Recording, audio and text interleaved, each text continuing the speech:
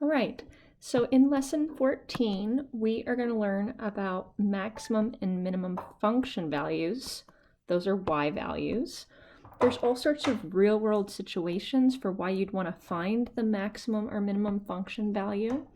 But today we're going to learn how to find those graphically as well as using some calculus using derivatives to go ahead and find the maxes and the mins. We're also going to learn the extreme value theorem. We're not going to prove it, but we're going to understand it. It's used in the proof of the fundamental theorem of calculus. We're going to learn what a critical number is and how to find it. And lastly, we're going to learn this closed interval method for finding global, also called absolute, maxes and min, which is what extrema means, for continuous functions on a closed interval. All of this content is in section 4.1 in our textbook. All right, so first, I want you guys to do this warm-up. We're going to use our intuition. We're not going to look at a formal definition yet, but just use our intuition to identify the maximum and minimum function values given the graph of this function. So I encourage you to pause the video right here and try 1 and 2, and then tune back in. Okay, so when I'm thinking about a maximum or a minimum function value for that matter, I think it's helpful to just kind of draw. I imagine you've got a ruler and you're moving it down. And any time you see a little bit of the curve pop up above, that's letting you know that you might have a max right there. So if I move this my imaginary ruler down, notice that right here, I'm seeing a little bit of a hill. A little bit of the curve all of a sudden popped up right there. So maybe I've got some kind of a max there. Keep moving this thing down. Maybe we'll just move that. Keep moving this thing down. Something popped up right here. Want to give a name to that. And then as I continue to move down throughout, nothing is popping up above the curve. So those seem like places where I might have a max. When I'm moving this little ruler up above, go a little bit more, boop, right here, I see a little valley, yeah? So that part of the curve is probably some sort of min. Similarly, right here, I'm seeing some sort of little valley. So that point right there, that y value right there, maybe is some sort of min. Whereas this, if we see the little hill, looks like we've got some sort of max there. Okay, now when I think global maximum, global means like the absolute biggest, meaning there's no other one bigger.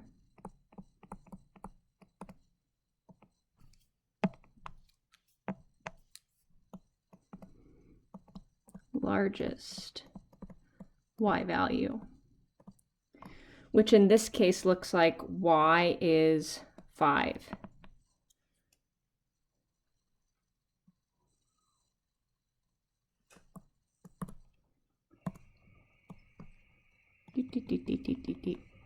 Five.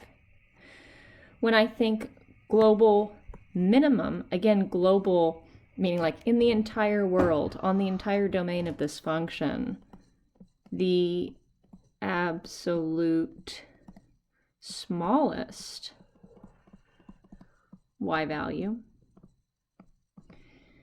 and that is -1.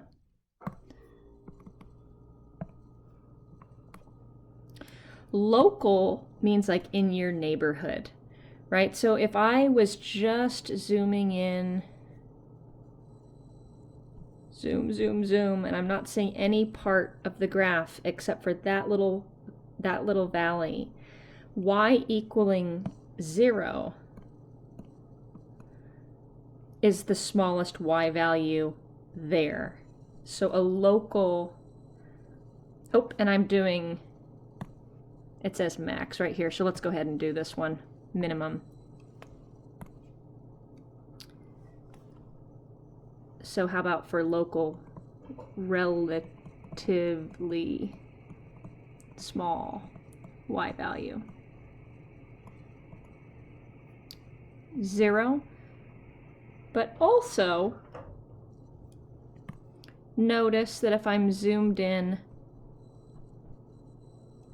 and I'm just looking at this part of my graph, it looks like in that area, the smallest y value is -1.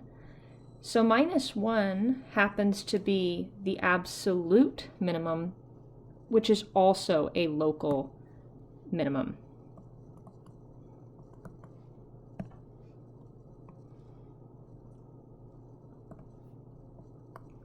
Okay, and then for a local max,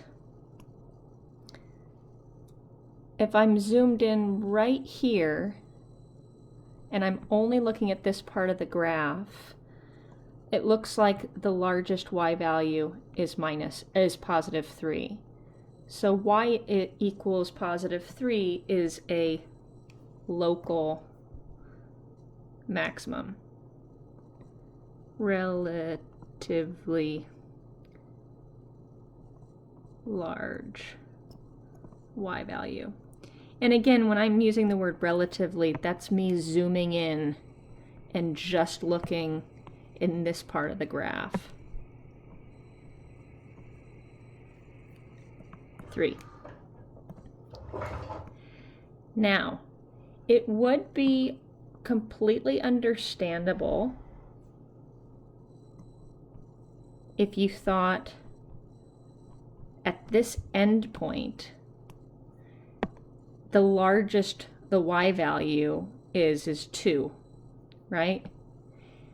It would be understandable if we're just using our intuition to say y equals 2 is also a local max, but our definition ends up being that we don't want endpoints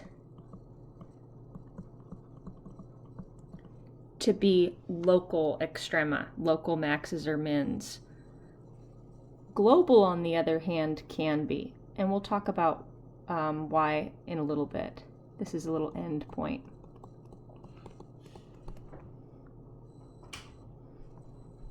All right, so boop, boop, just a little note.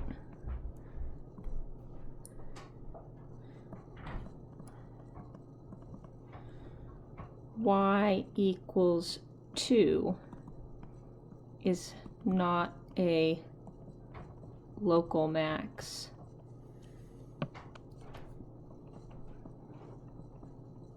Because it occurs at an endpoint.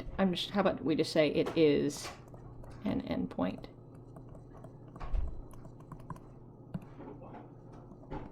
But if I was just using my intuition, I mean, that seems somewhat reasonable.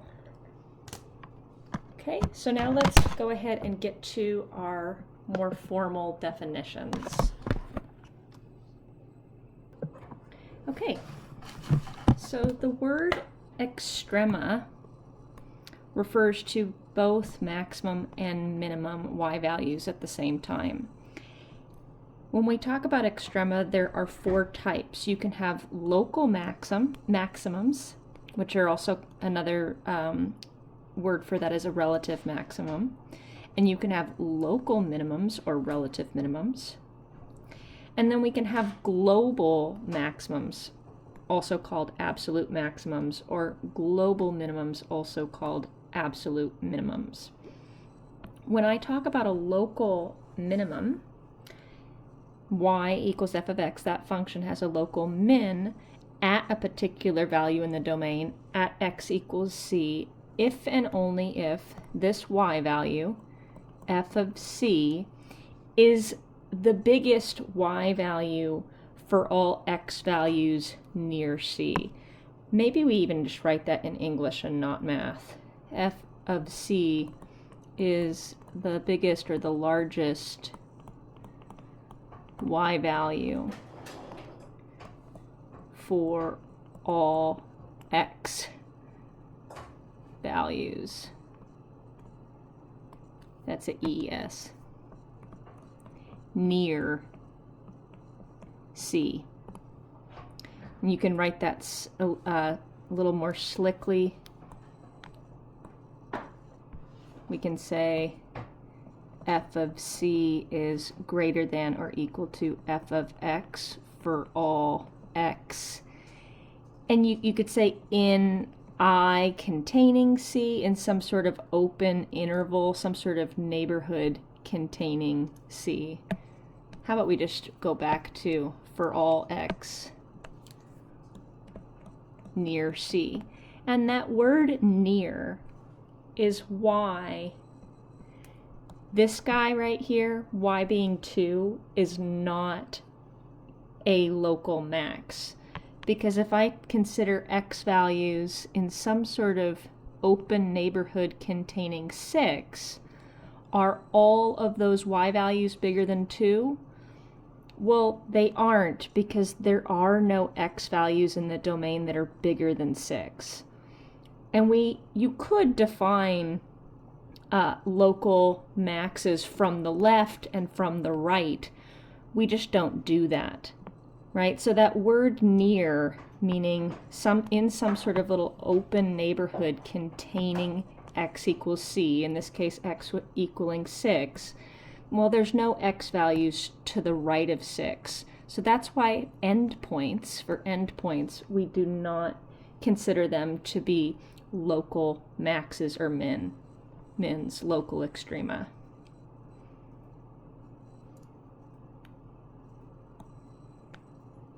So this is just said a little bit more mathy right there, but this is the idea, right? And that y value, that f of C, is what the maximum is. It happens at a particular point in the domain at x equals C, but the max itself is the y value f of C.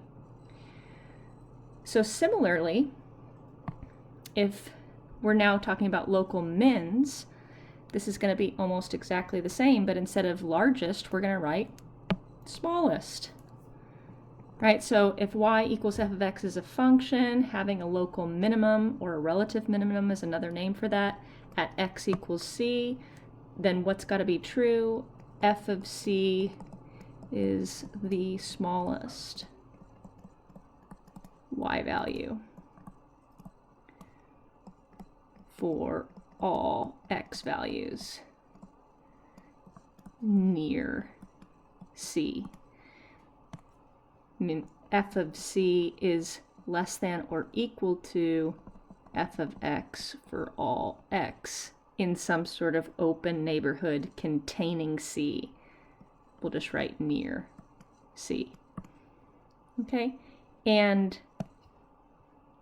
that y value, f of C, itself is called the local min.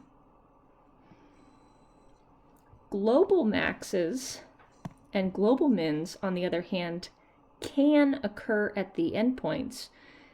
A global max is just the largest y value on the entire domain of the function, right? So if I come back to my graph right here at this endpoint, we did say 5 was the global maximum because the domain of this function is going from -5 to 6. And on that entire domain, of which -5 is included in, the biggest y value that is ever hit is 5.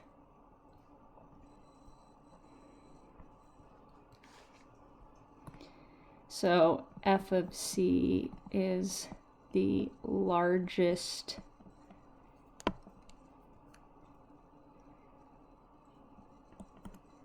y value, period. Right? What do we mean by that? On the whole domain of F. Right? meaning f of c is greater than or equal to f of x for all x in the domain of f.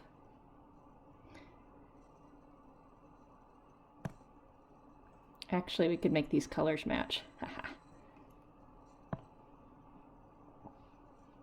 Nah, I won't get too crazy. That y value is called the global, or also absolute. You can use that word, maximum. So the global min, or absolute min, f of c would be the smallest y value.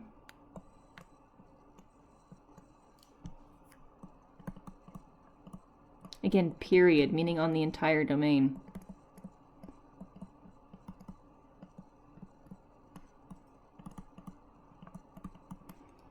Right, so in other words, f of c is less than or equal to f of x for all x in the domain of f.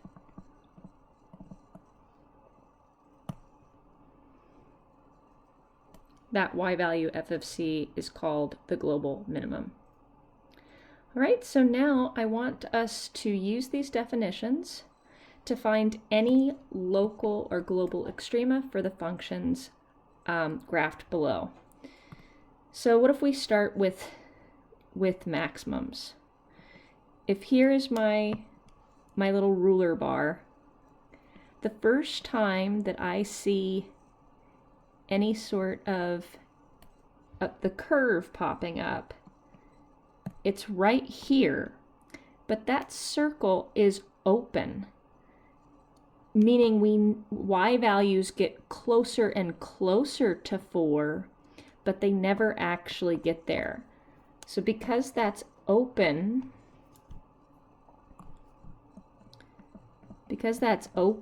there's no absolute maximum, right? There's no absolute or global, if you prefer.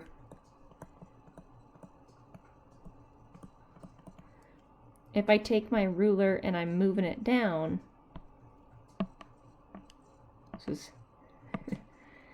and I'm moving it down, the next time I see some part, let's zoom way in here. The next time I see some of the graph happening is okay, right there. Okay, it looks like I've got a bit of a hill. But the problem is, again, this is an open circle, so I never get to the y value of 3. This is not a local max. Specifically, x values near 2 map to y values near 3, but 2 is sent all the way down to 1. 1 is a lot smaller than 3. This isn't a local max. In fact, it's a local min, believe it or not. Yeah? We'll hit that on the way in a little bit, right? So that's open. There's no absolute max. If I'm moving my ruler up here, the first time I see mark is right here, and again it is filled in. So right there I've got a absolute minimum. The absolute smallest y value on this function's domain is -3. Right, so y equals -3 is the absolute, or the global, min.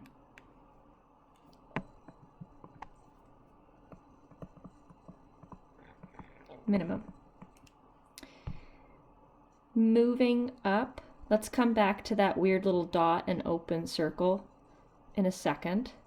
But if I move up right here, zooming in, okay, I see a nice little valley. Oh, there's an opportunity for me to have a minimum. That's a filled in circle. Oh yeah. The smallest y value in that little neighborhood of x equaling 4, x values near 4, map to y values that are bigger than 2. So 2 is a local min.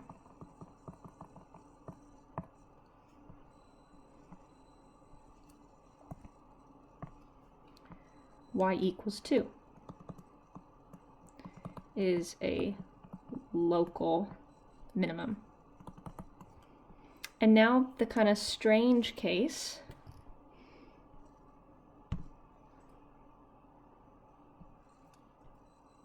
Let's look at our definition. X values near 2 map to y values that are what? Bigger than f of 2, and f of 2 is 1. So although this looks kind of like a hill, because we have an open circle and put this y value down below, that's a min. Had we put this y value up above, well then it would be a max, because like say we put it up here, the biggest y value would be 4. But it's not there, it's down here. So y equals 1 is also a local minimum. Y equals 1 is also a local min. Okay? All right, let's do the next one. So if I've got my ruler and I'm moving it down, the first time I see mark is right here, and we've got a nice filled in circle, right? That thing's closed, right? Filled in, closed. So this y value of 6 is the absolute biggest y value.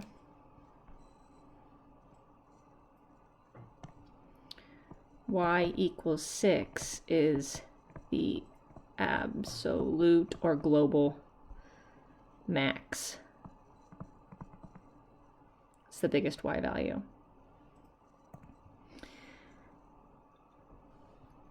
Maybe we'll investigate this section a little bit later, but if I'm zoomed in right here, just on this, that looks like a mountaintop. That looks like a peak. So I've got a y value of 3. Sorry, it's a little bit blurry. That's a local max. There are y values that are bigger than 3, but for x values near -2, all of the y values are in that neighborhood they're all smaller than 3. So y equals 3 is a local max.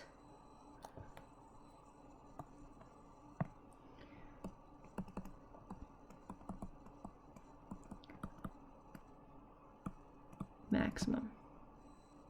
Okay? Now, when I'm moving my ruler from the bottom up, the first time I see mark is right here, but there's an arrow. That arrow means that the curve continues on in this fashion forever and ever and ever, meaning my y values keep getting smaller and smaller. They're on their way to negative infinity. So there isn't an absolute minimum, right? Because we've got that arrow right there. How about pink? Right? Because of that arrow, there's no absolute or global min. Now let's investigate this strange area. X values near 1 where do they go? There's my little neighborhood. They go to y values that are bigger than 2 when we're putting in x values bigger than 1. When we're putting in x values a little bit smaller than 1, their y values are going to something a little bit bigger than -2. Where does the function actually send 1? It sends 1 to -2. Because -2 is a smaller y value than all of these y values, and definitely smaller than all of those y values, this is actually a local minimum. It happens at x equals 1. Y equals -2 is a local min. Okay, couple more here. Okay, so we don't have an absolute max, and why is that? Because this guy is open. There's no absolute or global max. Similarly,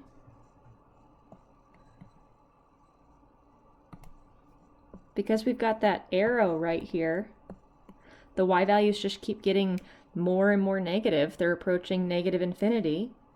There's no absolute min. And if I'm zooming in on this graph, notice that the function is actually always increasing. It looks like it's almost constant here for a second. Maybe that's a little inflection point, but the y values just keep getting bigger and bigger. If I was walking up this hill, I would always be having to walk uphill. All these slopes are positive, yeah? So there's actually,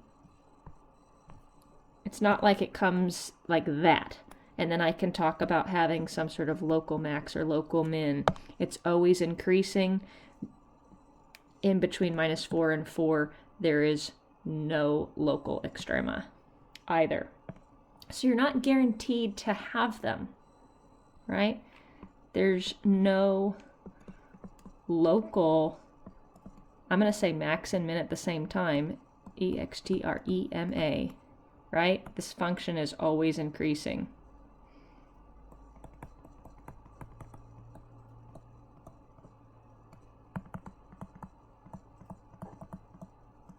Okay.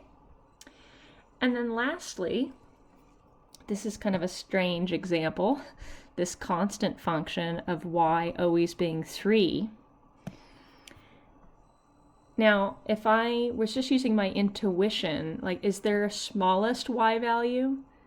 No, y is always 3. Is there a largest y value? No, y is always 3. But in fact, we're going to say that the absolute max, the local max, the absolute min, and the local min for this function is, in fact, y being 3. And that seems kind of silly, but that's what this or equal to, I didn't say anything about it when I was writing it. That's what this little or equal to is about.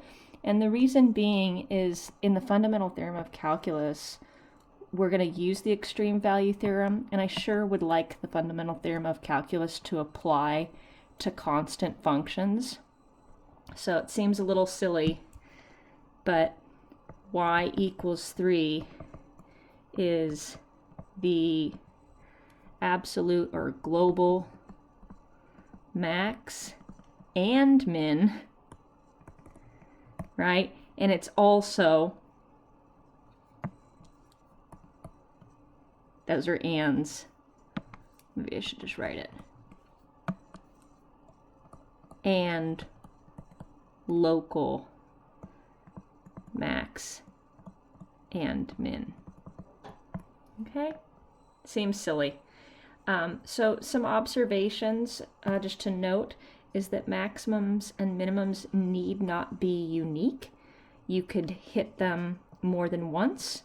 Like if, for an example, if I was thinking about a sine function, you know, the biggest y value would be 1, and you hit it a bunch of different times, and the smallest, let's turn this sucker that way. The smallest y value would be -1. You'd hit that a bunch of times, not like in my little sketch, right? So absolute maxes and mins don't need to be unique. You can hit them more than once. Global extrema can be local extrema. So like right here, right, we've got all those global extrema are also local extrema, but not the other way around. Local extrema are not global extrema. Yeah? And why did I also say can be? Not necessarily always are.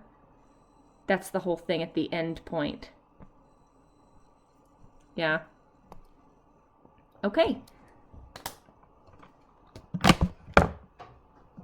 Wow, that was long, sorry. And I'm having a hard time hitting pause.